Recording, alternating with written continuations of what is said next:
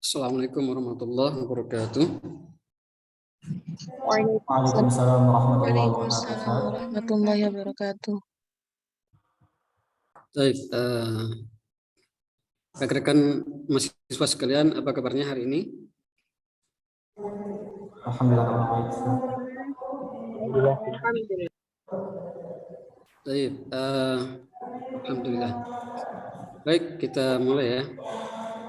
Bismillahirrahmanirrahim. Alhamdulillah. Alhamdulillahirabbil alamin. Wassalatu wassalamu ala Rasulillah wa ala alihi wa ashabihi wa man tabi'ahum bi ihsanin ila yaumiddin. Asyhadu an la ilaha illallah wahdahu la syarika lah wa asyhadu anna Muhammadan abduhu wa rasuluh amma ba'd. Baik, rekan-rekan mahasiswa dan mahasiswi Misbah rahiman wa rahimakumullah jami'an. Alhamdulillah pada kesempatan yang berbahagia ini kita bisa memulai pembelajaran di mata kuliah PAI. Ya, saya ucapkan ahlan wa sahlan wa marhaban bikum. Selamat bergabung di perkuliahan Misbah, khususnya di mata kuliah PAI ya. Sebelumnya saya mungkin ada baiknya kita ta'aruf dulu ya, karena ya salah satu kelancaran dan keefektifan komunikasi tentunya kita saling mengenal terlebih dahulu, karena juga Allah perintahkan ya, ya ayyuhalladzina amanu ya ayyuhan nasu inna khalaqnakum min dzakarin wa untha wa ja'alnakum syu'uban wa qabaila lita'arafu. Ya, yang intinya adalah kita diberikan atau disyariatkan untuk saling mengenal ya, saling mengenal walaupun berbeda-beda latar belakang.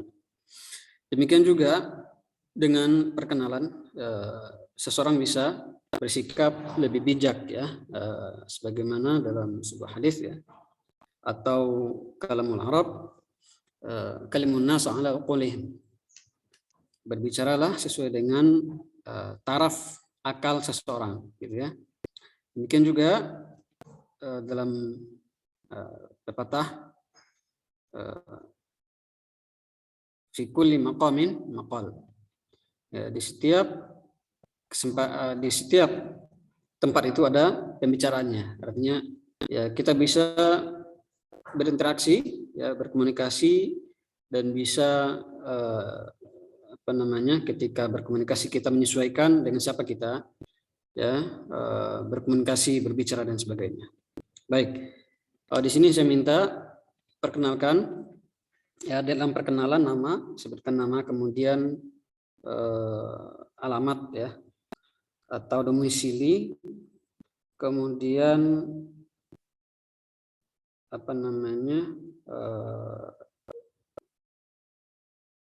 statusnya ya, apakah sudah menikah atau belum ya, seperti itu. Demikian juga alumni mana ya, sebelum di Misbah ini belajarnya di mana gitu ya. Mungkin kurang lebih seperti itu. Silakan di antara rekan-rekan bisa memulai.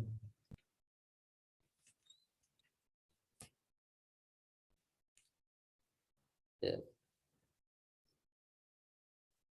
Bismillah.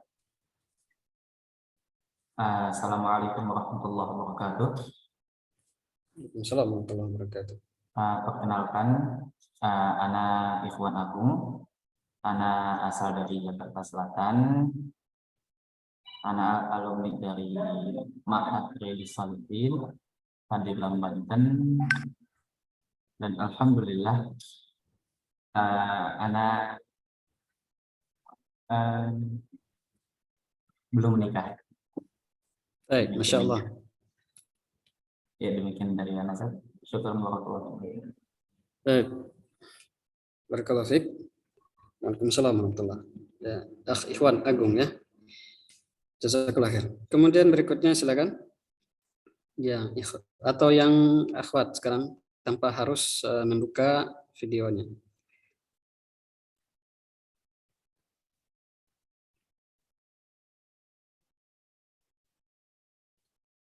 Silakan.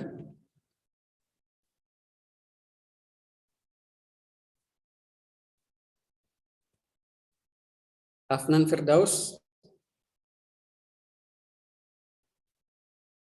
Ada Afnan Firdaus?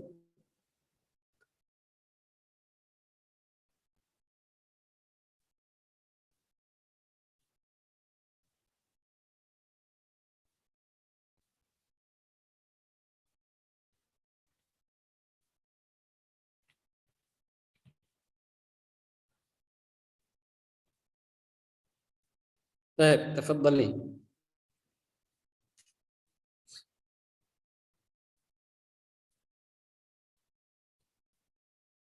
Ya, silakan.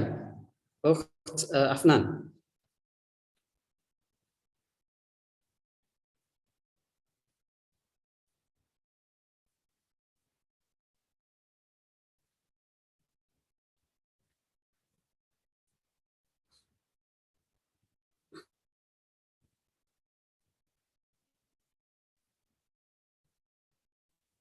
Ya, bisa dimulai. Afnan.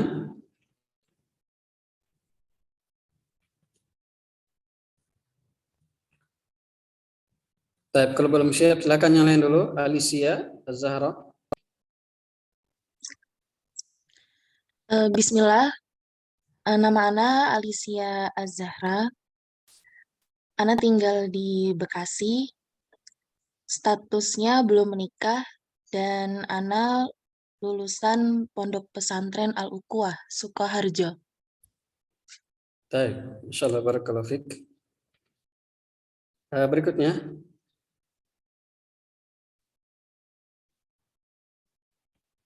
Silakan.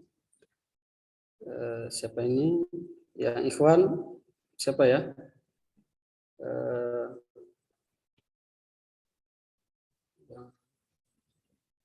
Ada lagi yang Ikhwan? Saya Ustaz, Tafadhal. apakah harus menggunakan video? Ya, ala rahatik, tafadhal. Terserah.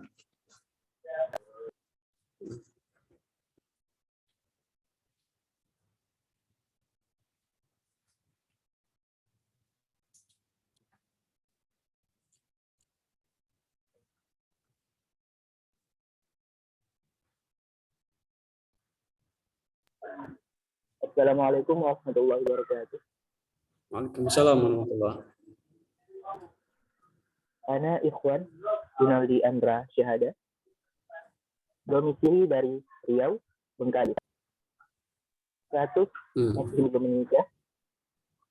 Dan pendidikan terakhir SMA Negeri 2. Sudah Ustaz.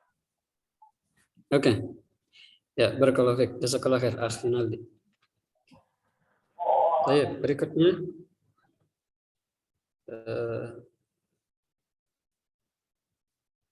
ya. Berikutnya silakan yang dari mahasiswi Dede Sumiati.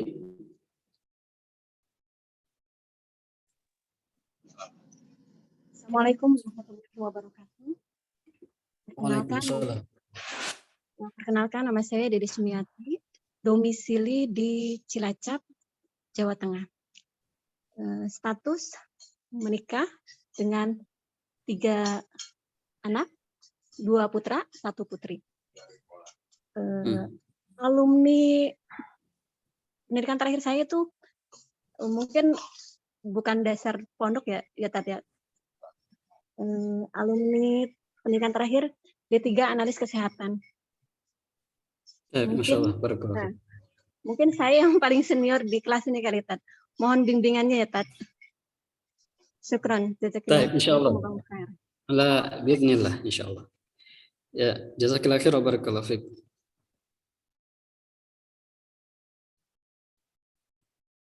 Ya, di sini ada chat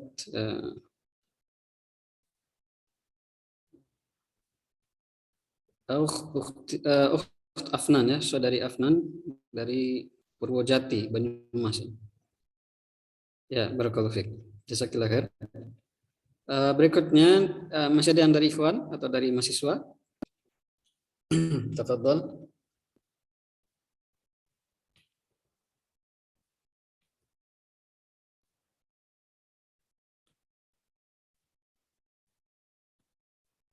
Baik, kalau tidak ada silakan dari mahasiswi. Berikutnya Kanza Syakriani. Kinza, Fan. Ya, ketua kelas kita ya. Tafadhali. Assalamualaikum warahmatullahi wabarakatuh. Waalaikumsalam warahmatullahi. Ana Kinza Kriani, Kisaran, Sumatera Utara.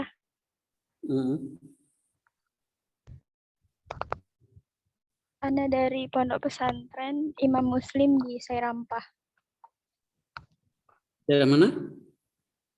Sairampah, Ustadz. Sairampah itu mana ya? Di Sumatera Utara, Ustadz. Oke. Status? Status belum menikah. Baik. Barakallahu fiik, jazakallahu khair. Oke, berikutnya siapa lagi ya?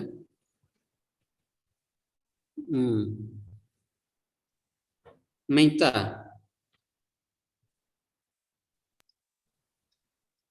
Nah, Ustaz. Bismillah, nama saya Meita, domisili dari Tangerang. Pendidikan terakhir yang bukan dari pondok sih Ustadz, dari sastra linguistik. Terus? Statusnya sudah menikah. Baik, barakallahu fiik, jazakallahu khair. Jazakallah ya. Berikutnya silakan. Nila Aulia.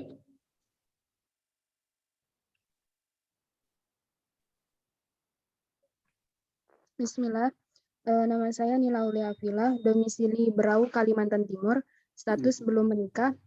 Saya alumni Ma'had Quran Rabbani, Bandung. Barakallahu fiik, jazakallahu khair.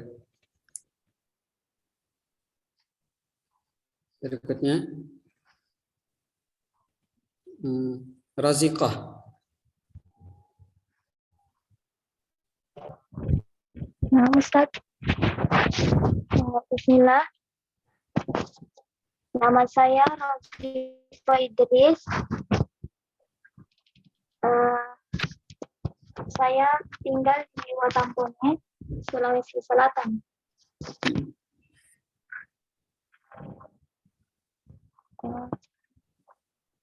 Status saya belum menikah. Saya berasal dari Pondok Pesantren Putri Asma Anjiro. Di Palembang ya? Tidak, di Goa. Dari Goa. Daerah mana itu? Di Sulawesi Selatan. Oh, insyaallah. Jadi aslinya Palembang, terus mondoknya di Sulawesi Selatan gitu? Tidak. Itu pondok saya yang di Goa, Sulawesi Selatan. Saya asal Watampone. Oh, misalnya dari Sulawesi ya? Iya. Baik. Nah, barakallahu fiik. Silakan. Ya, masih ada yang belum? Tafadhal. Reka Amanda. Assalamualaikum warahmatullahi wabarakatuh. Waalaikumsalam. Reka Amanda, domisili Bekasi, status belum menikah, sebelumnya menempuh pendidikan di Ma'had Aisyah binti Abu Bakar Bogor. Ma'had apa? Ma'had Aisyah binti Abu Bakar, Ustaz. Aisyah binti Abu Bakar. Baik. Barakallahu fiik, jazakallahu khair. Oke, yang belum? Sapnawati. Bismillah. Nama saya Safnawati Wambi, domisili Gorontalo, status belum menikah. Sebelumnya menempuh pendidikan di Mahat Al Husain bin Ali Gorontalo. Baik, barakallahu fiik. Silakan. Oke, yang belum siapa lagi? Zarfan Al-Humaira. Assalamualaikum warahmatullahi wabarakatuh. Waalaikumsalam warahmatullahi. Nama Ana Zarfan Al-Humaira, domisili Ana Bogor, statusnya belum menikah. Sebelumnya Ana belajar di Idat Lugawi SDI Imam Syafi'i Jember. Masya Allah. Baik. Masih ada lagi? Silakan. Yang belum? Sepertinya sudah semua ya. Oke. Baik, rekan-rekan sekalian, kita mulai saja ya. Saya sudah meng-share ya modul pembelajaran untuk pertemuan pertama dan kedua insya Allah ya. Saya sampaikan dulu di sini beberapa model pembelajaran kita ya. Insya Allah di perkuliahan PAI khususnya kami menyiapkan materi berupa modul ya. Untuk sementara kita kirim dulu materinya setiap kali pertemuan gitu ya. Ada kalanya pertemuan tersebut pembelajaran itu untuk 1 dan 2 kali pertemuan, ada yang 3 kali pertemuan, ada yang 4 kali tergantung pembahasannya, banyaknya pembahasan tersebut. Kemudian nanti di setiap selesai pembelajaran ada penilaian ya. Insya Allah penilaiannya dalam bentuk kuis. Ya, nanti tinggal di-share linknya insya Allah. Di situ penilaiannya cukup akurat ya. Dan soal-soalnya diambil dari soal latihan yang sudah dipersiapkan atau di akhir pembahasan gitu ya. Kemudian nanti ada UTS dan terakhir UAS seperti itu. Biasanya kami atau saya pribadi juga mengajar di kampus Nusa Mandiri ya, di situ saya tugaskan membuat makalah. Namun untuk di PAI sekarang untuk sementara belum ada wacana ya, untuk membuat makalah. Wallahu a'lam. Insya Allah nanti akan ada informasi selanjutnya. Ada pertanyaan dari rekan-rekan sekalian terkait pembelajaran? Bismillah. Ya, Afan Ustaz. Boleh tahu untuk 2 modul yang tadi Ustaz sebutkan, katanya Ustaz sudah di-share ya modulnya Ustaz. Apa Ustaz untuk modulnya di-share di grup mana Ustaz? Khawatir karena terlewat. Oh ya, kita ada grup WhatsApp ya. Dan qadarullah yang ikhwan belum ada nomornya, jadi baru untuk akhwat saja.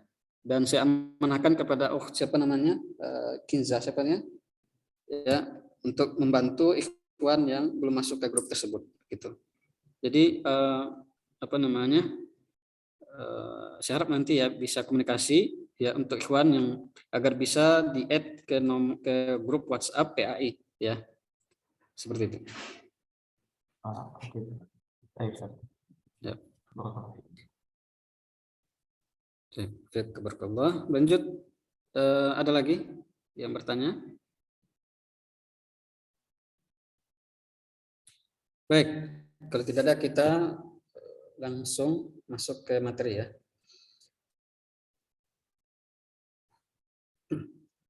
Ya, seperti yang rekan-rekan sekalian perhatikan di slide, mata kuliah PAI berbasis tasfiyah dan tarbiyah. Ya, ini adalah mata kuliah kumpulan materi yang saya siapkan ya untuk mahasiswa di Misbah, dan sebelumnya juga saya sudah terapkan ya pembelajaran ini di mahasiswa di kampus Nusa Mandiri yang berbasis IT ya. Baik. Apa yang maksud dengan tasfiyah dan tarbiyah ya? Mungkin di antara rekan-rekan sudah pernah mendengar ya.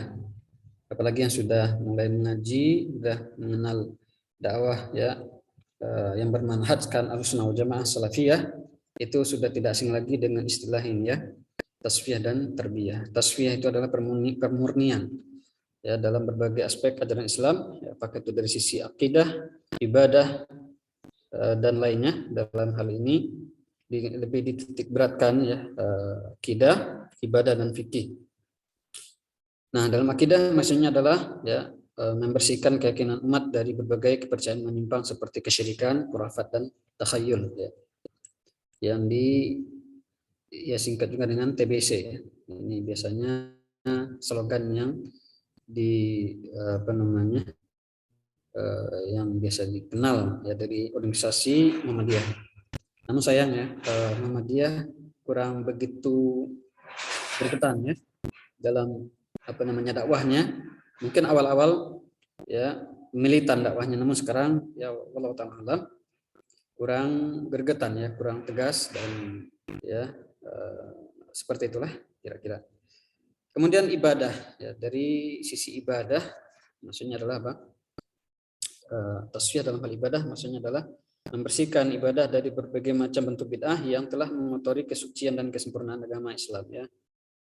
Ya kalau kita lihat di tengah-tengah masyarakat ya begitu banyak ya amalan-amalan yang tidak sesuai dengan sunnah Nabi, yang itu lawannya adalah bid'ah. Dan itu termasuk hal-hal yang perlu diberikan pencerahan dan perhatian penuh ya dengan membersihkannya, yaitu dengan slogan tasfiyah. Kemudian dalam hal fikih ya, fikih Islam dari segala bentuk ijtihad yang keliru dalam dan menyelisih Al-Quran dan Sunnah ya, serta pembebasan akal dari pengaruh-pengaruh taklid dan kegelapan sikap fanatis atau jumud. Nah. Baik, itu tasfiyah. Kemudian ada namanya tarbiyah, yaitu pembinaan generasi muslim di atas Islam yang telah dibersihkan dari hal-hal yang menodai kemurnian Islam. Hal ini dengan sebuah pembinaan secara Islami tanpa terpengaruh oleh pendidikan ala sekularisme, pluralisme dan liberalisme. Baik, ini cukup populer ya istilah-istilah seperti ini. Baik, secara ringkas saja di sini saya sampaikan apa dasar dari konsep tasfiyah dan tarbiyah, yaitu firman Allah Ta'ala, a'udzubillahi minasyaitonir rajim, walladzi ba'atsa fil ummiyyin rasulan minhum yatlu 'alaihim ayatihi wa yuzakkihim wa yu'allimuhumul kitaba wal hikmah wa in kanu min qablu lafi dhalalin mubin. Dalam firman Allah ini kurang lebih artinya dialah yang telah mengutus seorang rasul di kalangan umat atau kaum yang buta huruf, di mana beliau atau rasul tersebut membacakan ya, ayat-ayatnya kepada mereka dan membersihkan mereka, kemudian mengajari mereka kitab dan hikmah, yaitu as-sunnah ya, di mana sebelumnya mereka dalam kesesatan yang nyata. Ya, dari ayat ini ada kata-kata yuzakki ya, tazkiyah ya, tazkiyah artinya pembersihannya, tasfiyah. Kemudian at-ta'lim yu'allimuhum, ini tarbiyah ya. Jadi dalam ayat ini ya Allah menjelaskan bahwasanya salah satu dakwah Rasulullah SAW dalam mengemban risalah atau mendakwahkan Islam ini ada dua prinsip, yaitu prinsip tasfiyah yang membersihkan, memurnikan segala bentuk kepercayaan ya kan, kemudian ideologi pemikiran, kemudian amaliyah ya, sikap-sikap yang tidak sesuai dengan nilai-nilai keislaman, yaitu amalan jahiliyah ya, akidah jahiliyah ya, perilaku jahiliyah dan sebagainya. Kemudian diberikan pencerahan ya, tarbiyah, pembinaan, pendidikan ya. Jadi dalam dakwah yang hakiki ya, dakwah yang sejati itu harus ada prinsip ini. Tidak hanya melakukan pembinaan tanpa dibersihkan syubhat-syubhat, dibersihkan pemikiran-pemikiran yang menyimpang. Ya ibarat kita membersihkan gelas, piring gitu ya. Tidak mungkin kita langsung isi ya gelas tersebut tanpa dibersihkan terlebih dahulu. Kita bersihkan dulu baru diisi kan gitu ya. Demikian juga dalam hal pembinaan umat ya, dakwah Islam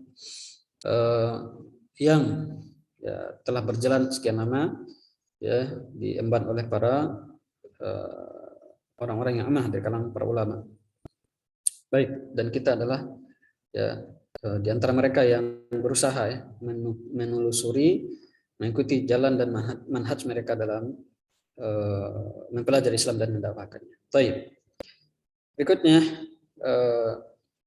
masuk ke pokok bahasan yang inti di modul yang atau silabus ya, pembelajaran kita, peranan mata kuliah PAI di perguruan tinggi dan hakikat ilmu agama. Ya, di sini ada beberapa peranan mata kuliah PAI di perguruan tinggi.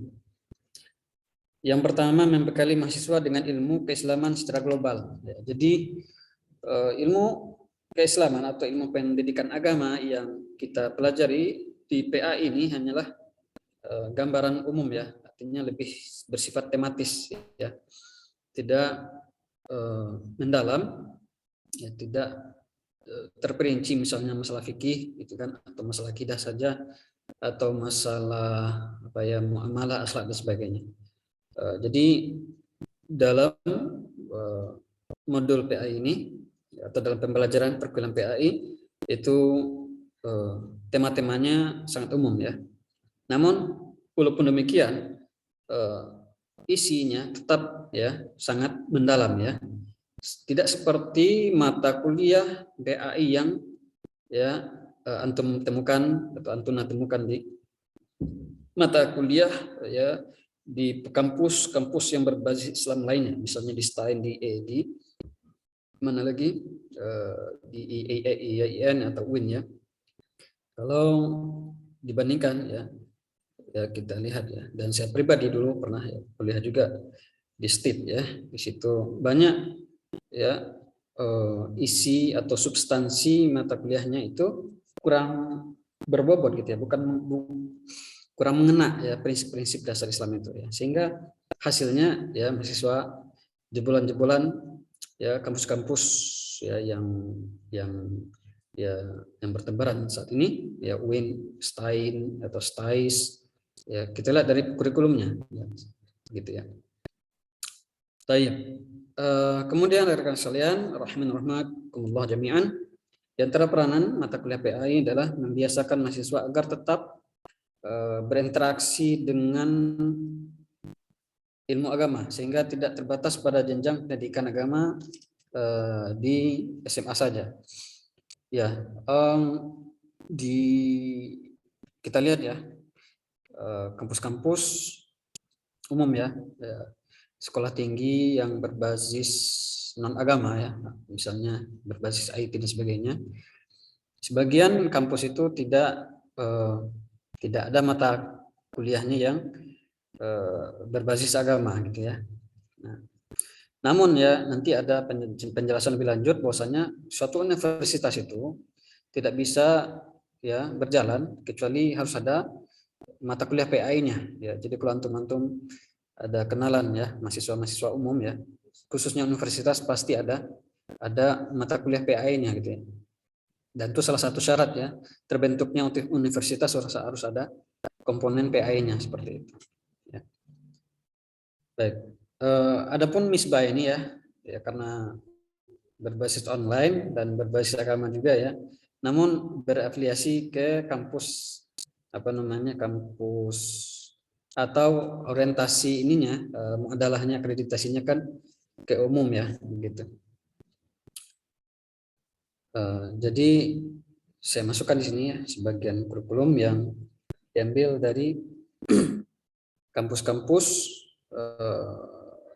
umum namun ada pembelajaran agamanya seperti itu ya. Baik, kemudian rekan-rekan sekalian, di antara peranan mata kuliah PAI ini ya, itu menghilangkan kebodohan dan kejahilan terhadap agama, karena kejahilan terhadap agama merupakan faktor utama kelemahan dan kemunduran umat. Sebagaimana sabda Nabi sallallahu alaihi wasallam, "Innallaha yarfa'u bihadzal kitab aqwaman wa yad'u bihi akharin."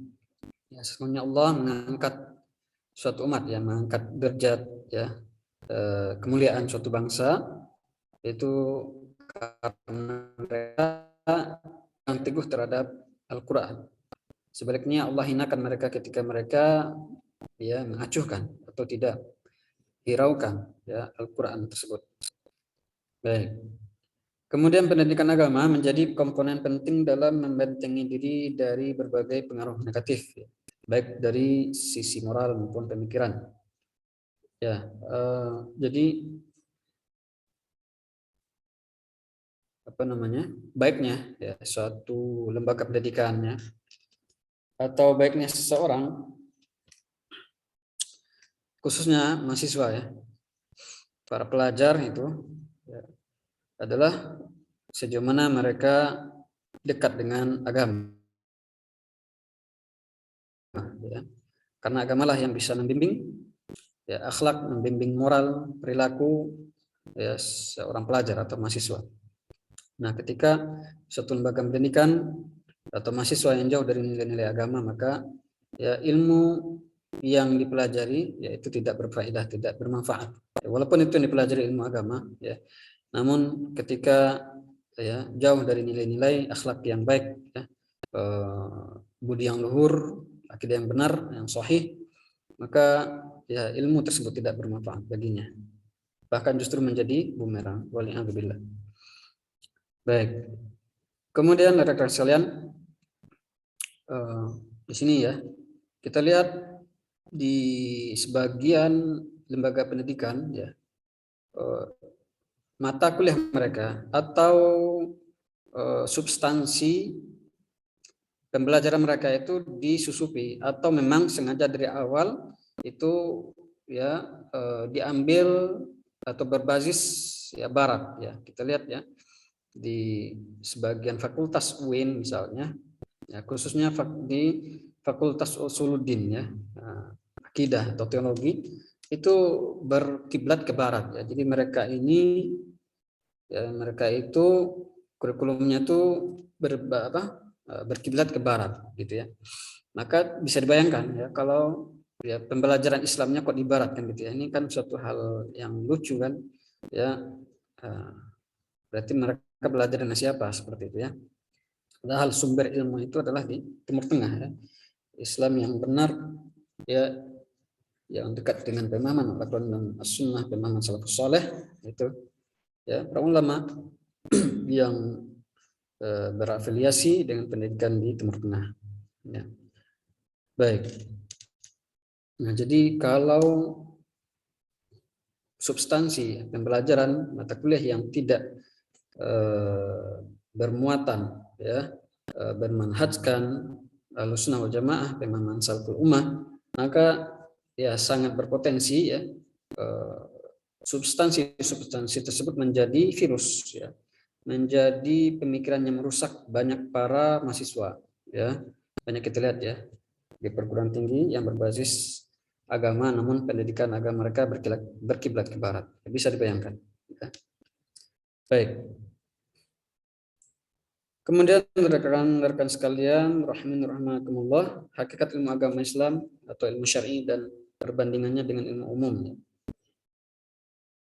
Banyak masyarakat kita kaum muslimin ketika berbicara tentang keutamaan ilmu, maka mereka ya berkeyakinan atau mereka berasumsi bahwasanya ilmu yang dipuji atau ilmu yang diberikan keutamaan ya adalah semua ilmu menurut mereka ya, sehingga mereka berlomba-lomba menuntut ilmu apa saja gitu kan ya, bahkan ilmu umum ya, mereka berlomba-lomba mempelajari ilmu umum dengan niat apa, mendapatkan keutamaan yang digambarkan oleh Rasulullah SAW ya. Ya misalnya apa, hadis man salaka tariqan yaltamisu fihi ilman sahalallahu bihi lahu tariqan ilal jannah atau kama qala Rasulullah SAW. Barang siapa yang diberikan, barang siapa yang menelusuri suatu jalan untuk menuntut ilmu, maka Allah berikan atau mudahkan jalannya untuk menuju surga. Sehingga mereka ya sebagian kaum muslimin yang kurang mengetahui ya hakikat ilmu ya ilmu agama, mereka masukkan hadis tersebut ya keutamaan tersebut termasuk dalam hal ilmu-ilmu umum seperti itu. Padahal tidak seperti itu, ya. Nah, kita lihat di sini ilmu jika tidak terikat dengan cabang ilmu tertentu seperti ilmu kedokteran, ilmu teknologi dan lainnya, maka maknanya kembali kepada satu makna, yaitu ilmu agama Islam, ya. Nah, seperti banyak keutamaan atau keterangan fadilah ilmu dalam hadis misalnya, man yuridillahu bihi khairan yufaqihu fiddin. Barang siapa yang diinginkan kebaikan oleh Allah kepadanya, maka Allah berikan pemahaman kepadanya tentang agama, ya. Berarti di sini ya ada kata kuncinya adalah agama, ya.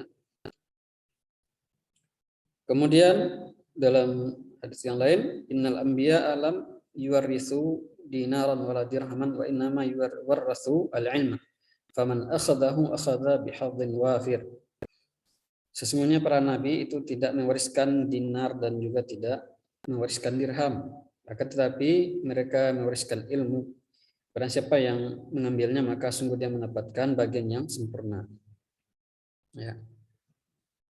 Baik, Syekh Utsaimin mengatakan dalam Kitabul Ilmi, ya, sudah dimaklumi bahwa yang diwariskan para nabi adalah ilmu syariat Allah, ya, bukan yang lain. Di mana para sahabat dan para nabi tidaklah mewariskan ilmu tentang industri dan ya ilmu teknologi dan semacamnya. Oleh karena itu, ketika Rasulullah SAW datang ke Madinah, beliau menemukan beberapa orang atau ya warga di situ ya sibuk dengan melakukan eksperimen percobaan talqih, ya. Talqih itu penyerbukan, ya, persilangan tanaman, ya, dalam hal ini kurma.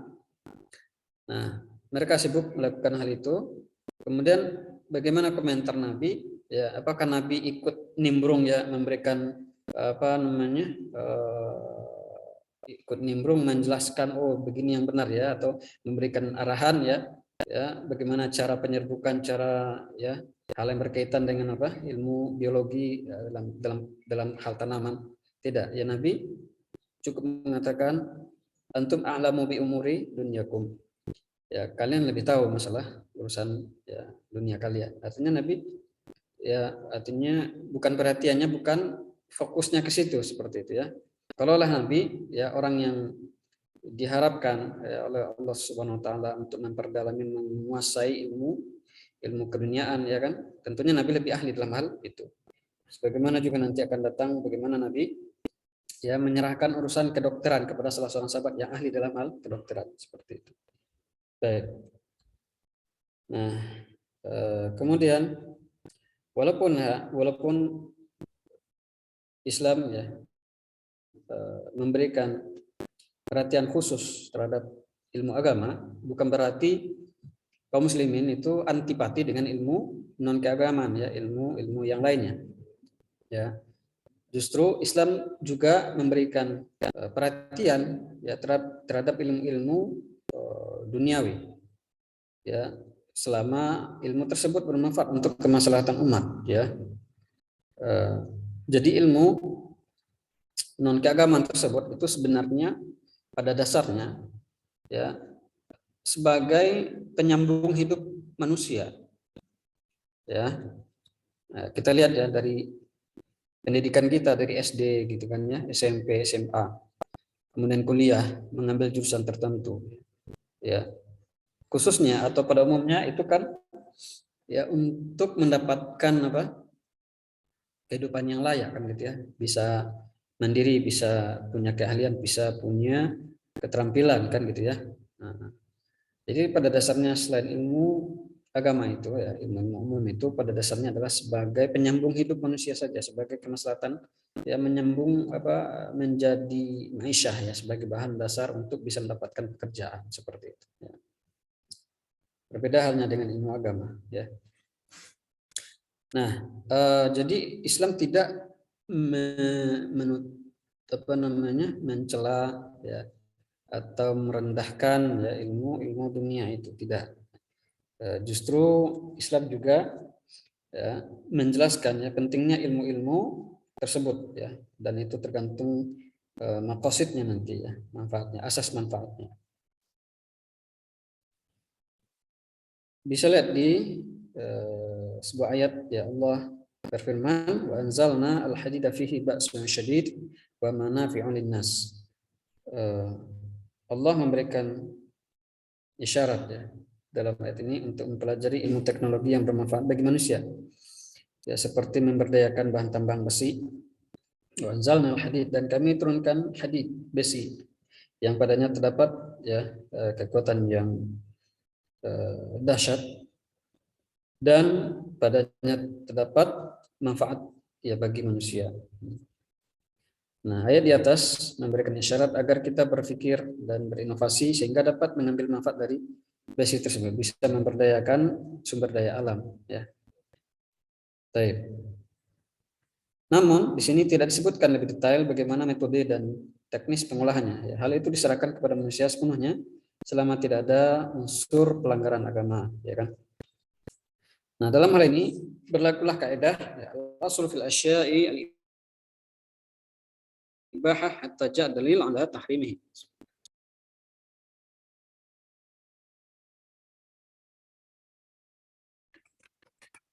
Asal dari dengan ritual ibadah ya, adalah mubah, suatu hal yang boleh-boleh saja selama tidak ada dalil yang mengharamkan atau melarangnya ya. Karena begitu banyaknya ya masalah keduniawian sehingga tidak terbatas ya, sehingga tidak mungkin Nabi menjelaskan secara detail gitu kan, karena berlalu sesuai dengan perkembangan zaman seperti itu ya. Ya, seperti hukum apa pulsa misalnya nggak ada zaman Nabi kan, apalagi bentuk muamalah kontemporer kan nggak ada zaman Nabi, sehingga asalnya adalah mubah sampai datang dalil yang melarangnya ya, tergantung nanti ada konsep-konsep dasar bisa menentukan ini dilarang atau tidaknya ya. Kemudian kaidah ini diambil dari Al-Qur'an. Walladzi khalaqa lakum ma fil ardi jami'an. Ya, dialah Allah yang menjadikan segala sesuatu yang ada di muka bumi ini semuanya. Kemudian berbeda halnya dengan perintah dalam masalah ibadah dan ritual yang sudah khusus di mana Allah telah tetapkan aturannya ya. Seperti apa? Bagaimana tata cara sholat ya, ketentuan zakat dan sebagainya. Ya, sehingga tidak ada ruang atau peluang bagi akal untuk berinovasi dan berkreasi dalam hal agama ya, dalam hal-hal yang memang sudah ada aturan bakunya seperti itu ya. Kemudian jika terjadi pelanggaran dalam konsep ini, maka tindakan tersebut termasuk perbuatan bid'ah. Dalam hal ini pelaku al-aslu fil ibadati haramun hatta ja'a dalilun ala amrihi. Ya. Asal dari segala dalam hal ibadah itu adalah haram sampai datang dalil yang menjelaskan perintahnya. Ya. Jadi hukum asal ibadah yang kita lakukan ini hukumnya haram, tidak boleh ya, sampai ada dalil ya. Nah, ketika ada dalil maka ya, hal itu bisa jadi wajib, bisa jadi sunnah atau mandub ya. Kemudian kaidah ini diambil dari hadis ya, man 'amila 'amalan laisa 'alaihi amruna fa huwa raddun. Barang siapa yang mengamalkan suatu amalan yang tidak ada perintahnya dari kami, maka amalan tersebut tertolak. Jadi kaidah-kaidah seperti ini artinya bukan bid'ah ya, karena tidak semua ya bentuk istiqra, bentuk analisis para ulama ya membuat kaidah itu ya tidak bisa dikatakan bid'ah. Ini hanya ya untuk mempermudah ya umat dalam memahami agama ya, sehingga timbul ya klasifikasi pembagian-pembagian istilah-istilah tertentu ya. Sebagian ada orang yang memang hatinya tidak bersih ya, sehingga ketika ada pembagian-pembagian, ada kaidah-kaidah tertentu, mereka jadikan bahan ya untuk membantah atau menolak ya dakwah yang benar ya dengan alasan-alasan yang tidak logis begitu ya dalam tataran syariat. Baik. Kemudian rekan-rekan sekalian rahimanirrahmakumullah jami'an, pembagian ilmu berdasarkan hukumnya. Yang pertama ilmu agama ya. atau ilmu syar'i terbagi menjadi dua: ilmu agama yang hukumnya fardu ain, wajib dimiliki oleh setiap orang, yaitu ilmu tentang akidah berupa rukun iman yang 6, ibadah seperti taharah, salat, puasa, zakat, dan ibadah yang wajib lainnya. Artinya ketika seseorang itu langsung berinteraksi dengan ibadah itu, yang dengan ibadah praktis, maka wajib baginya untuk mempelajarinya, ya kan? Seperti apa haji misalnya, ketika seseorang itu mulai bergegas untuk haji atau umrah, maka wajib baginya untuk mempelajari secara mendalam hal-hal yang berkaitan dengan haji atau umrah, ya. Atau mungkin dia terjun di dunia perdagangan misalnya, maka dia wajib baginya untuk mempelajari hal-hal yang berkaitan dengan perdagangan, gitu ya. Adapun yang lainnya tidak. Baik, kemudian ilmu agama yang hukumnya fardu kifayah, ya. Harus ada sebagian orang atau sebagian kaum muslimin yang menguasainya. Bila tidak, maka semua kaum muslimin di situ akan berdosa. Seperti ilmu tafsir, ilmu hadis, ilmu waris, usul fiqh, dan semacamnya. Ya, itulah. Ya, ada fardu ain, namanya ada fardu kifayah. Baik, kemudian yang kedua ilmu umum, ya, ilmu duniawi, yaitu segala ilmu yang menunjang kemaslahatan dan kehidupan umat manusia di dunia. Contohnya ilmu kedokteran, pertanian, ilmu teknik, ya, perdagangan, militer, dan sebagainya. Kemudian menurut ulama, hukum ilmu duniawi itu fardu kifayah. Oke. Kemudian keutamaan ilmu agama Islam. Yang pertama, yang merupakan warisan para nabi, ya, ini sudah kita jelaskan tadi, ya. Kemudian ilmu akan kekal sekalipun pemiliknya telah meninggal, ya, sementara harta akan berpindah dan berkurang, bahkan jadi rebutan bila pemiliknya telah tiada. Ya, itulah keutamaan ilmu syar'i ini, ya. Ilmu syar'i itu akan bermanfaat walaupun seseorang itu telah meninggal dunia. Ketika ilmunya itu betul-betul bermanfaat, ya, bagi pribadinya maupun orang lain, maka ini akan memberikan manfaat, ya, fid dharain, ya, dunia dan akhirat. Baik. Sebagaimana dalam hadis, ya, idza mata ibnu adam inqata amaluhu illa min salas, shadaqatin jariyah aw ilmun yuntafa'u bihi aw waladin shalihin yad'u lah. Hadis yang populer, terputuslah seorang amalan, terputusnya jika seorang meninggal maka terputuslah amalannya kecuali 3 hal: sedekah jariyah, ilmu yang bermanfaat, dan doa anak yang soleh mendoakannya. Baik, kemudian yang ketiga, ilmu sebanyak apapun tidak susah untuk disimpan, ya. Tidak perlu ada gudang menyimpannya, cukup disimpan di dada dan di kepala. Ya, al-ilmu fis sudur wala fis sutur. Ya, ilmu itu di dada, ya, bukan di catatan. Ya, jadi di sini standar ilmu itu, ya, dalam jiwa seseorang, ya. Tidak hanya di catatan. Ya, ini jadi perhatian, ya, buat kita semua. Ya, ilmu yang kita pelajari hendaknya kita betul-betul kita kuasai, ya. Jangan hanya sekedar di muqarrar atau di buku catatan, ya, atau di modul. Makanya dari awal, ya, kami berusaha mengirim atau men-share modul-modul, ya, pembelajaran itu agar dibaca terlebih dahulu, baru, ya, dalam pembelajaran nanti mungkin ada diskusi. Baik. Kemudian keempat di antara keutamaan ilmu syar'i adalah, ya, ilmu akan menjaga pemiliknya sehingga memberi rasa aman dan nyaman.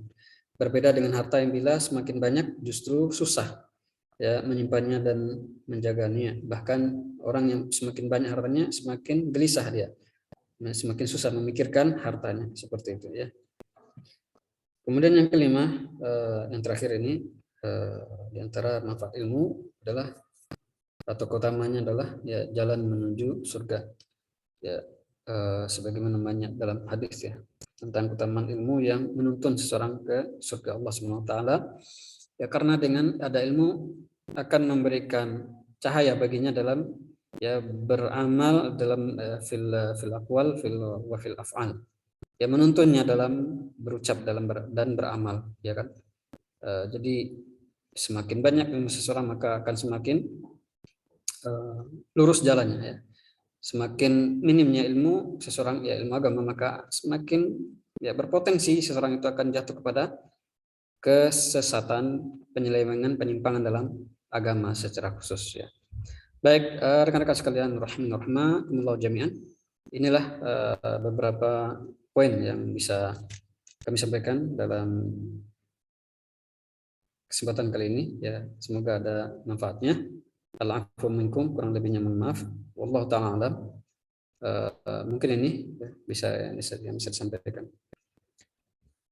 Ya, qadarullah waktu kita sudah habis, ya. Karena tadi terpakai untuk pembukaan. Mungkin kalau ada waktu ya bisa ditambah sekitar 3 menit untuk diskusi, boleh ya, 1 atau 2 pertanyaan. Bismillah, apa Ustaz izin bertanya Ya. terkait dengan yang poin kelima tadi Ustaz, kan ada hadis riwayat Muslim ya, barang siapa yang berjalan menuntut ilmu maka Allah mudahkan jalan menuju surga. Ini terkaitnya ilmu syar'i atau ilmu umum ya Ustaz? Ketika kita belajar ilmu umum, apakah termasuk ke dalam hadis ini enggak Ustaz? Ya, terima kasih, itu saja.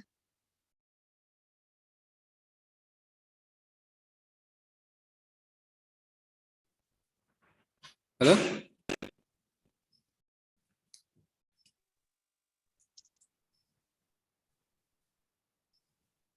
Halo? Iya, halo Ustaz. Iya. Silakan dilanjutkan pertanyaannya. Oh iya. Terkait tentang yang hadis barang siapa yang berjalan menuntut ilmu, maka Allah mudahkan jalan menuju surga. Apakah ini khusus hanya untuk ilmu syar'i saja? Bagaimana dengan yang belajar ilmu umum, Ustaz? Ya, terima kasih. Baik. Barakallahu fiik. Ya, secara umum hadis itu berlaku untuk ilmu agama. Ya kan? Kemudian ketika dia berinteraksi dengan ilmu non keagamaan atau ilmu umum, ini juga bisa menjadi ladang amal yang menuntunnya ke surga. Ketika apa? Ketika ilmunya tersebut itu bermanfaat untuk orang lain. Dan dia niatkan itu adalah untuk apa? Ya, untuk membantu memberikan manfaat kepada kaum muslimin, maka dia juga mendapatkan pahala. Nah, berarti dengan ada pahala tersebut itu menunjukkan itu salah satu poin baginya untuk bisa ya menuju surga Allah Subhanahu wa taala. Ya, jadi tergantung dengan ininya, substansi dan niatnya tadi. Ya nggak apa-apa, dia belajar ilmu kedokteran misalnya kan. Terus dengan niat apa? Ya, untuk membela kaum muslimin, untuk menyelamatkan kaum muslimin. Misalnya sekarang itu banyak dokter atau dokter laki-laki yang menangani permasalahan wanita kan gitu ya. Nah, ketika ada wanita muslimah ya, dia fokus belajar kedokteran gitu kan, untuk meminimalisir interaksi ya wanita yang berobat kepada laki-laki, maka ini masya Allah ini ya walaupun ilmunya substansi dasarnya ilmu umum, tapi bisa membawanya kepada ya masuk kepada dalil hadis tadi, insyaallah taala seperti itu. Ya, paham ya? Ya Ustaz, insyaallah. Baik, barakallahu fiik. Nah, ada lagi? Afwan Ustaz. Ana masih kurang paham tentang kaidah mengenai hukum asal mengerjakan suatu ritual ibadah adalah haram. Itu maksudnya bagaimana ya, Tat? Kenapa hukum asalnya itu dihukumi haram gitu? Ya, insyaallah barakallahu. Oke. Masalah ritual, masalah ibadah, ya kan, masalah praktek ibadah. Kenapa ibadah tersebut ya hanyalah hak Allah Subhanahu wa taala dan Rasulnya, ya, yang menuntun benar sah atau tidaknya, ya, itu adalah syariat agama, ya. Sehingga ketika tidak ada tuntunannya, ketika tidak ada pedomannya, maka dia mengamalkan suatu ritual ibadah yang tidak ada perintahnya. Sementara kata Nabi, ya, orang yang tidak beramal, ya, beribadah tanpa ada dasar, ya kan, tanpa ada perintahnya, maka amalan itu tertolak, begitu ya. Nah, amalan itu tertolak ketika dia terus beramal dengan amalan tersebut, gitu kan, kemudian menjadi viral atau menjadi menyebar, ya, amalan seperti itu. Akhirnya apa? Akhirnya amalan yang benar itu akan tertutupi, ya, akan terkalahkan, sehingga amalan yang benar itu tidak muncul di permukaan, tidak menjadi syiar lagi di kalangan kaum muslimin. Ya, sebagaimana banyak perkataan para ulama, ya, jika suatu bid'ah itu muncul, maka akan muncullah lawannya, ya, maka dia akan menutup suatu sunnah yang semisalnya. Misalnya apa? Misalnya seperti seseorang yang bersalawat, ya, salawatnya bukan salawat yang sesuai dengan syariat, ya, misalnya salawat badar, ya kan, salawat nariyah atau salawat tibul qulub yang banyak unsur-unsur kesyirikannya, itu dibaca ketika menjelang azan, ya, menjelang iqamah, ya kan. Nah, ketika perintah Nabi ya, walaupun ada perintah salawat, memang salatnya benar, ya. Nah, ketika seseorang mengamalkan salawat yang tidak benar, ya kan, maka dia akan menutupi amalan-amalan sunnah lainnya dalam antara azan dan iqamah tersebut, ya. Sementara ibadah yang dianjurkan dalam antara ibadah dan antara azan dan iqamah itu adalah berdoa, ya kan, waktu yang paling di antara yang mustajab, ya, berdoa di antara waktu azan dan iqamah itu kan, kemudian berselawat juga termasuk hal yang disyariatkan. Nah, seperti itu, ya. Jadi kenapa dilarang, ya? Karena ibadah itu bukan hak manusia, tidak semaunya manusia untuk membuat-buatnya seperti itu, ya. Itu hak Allah. Berarti ketika dia membuat, berinovasi, berkreasi dalam suatu ibadah tertentu, berarti dia seolah-olah sudah menandingi, ya, Allah dan Rasulnya dalam hal peribadahan, seperti itu. Makanya dihukumi haram hukumnya, ya, seperti itu. Nah, wallahu ta'ala. Ya, kira-kira bisa dipahami? Nah, Ustadz, mafhum insyaallah. Baik, barakallahu baik. Ya, ada lagi?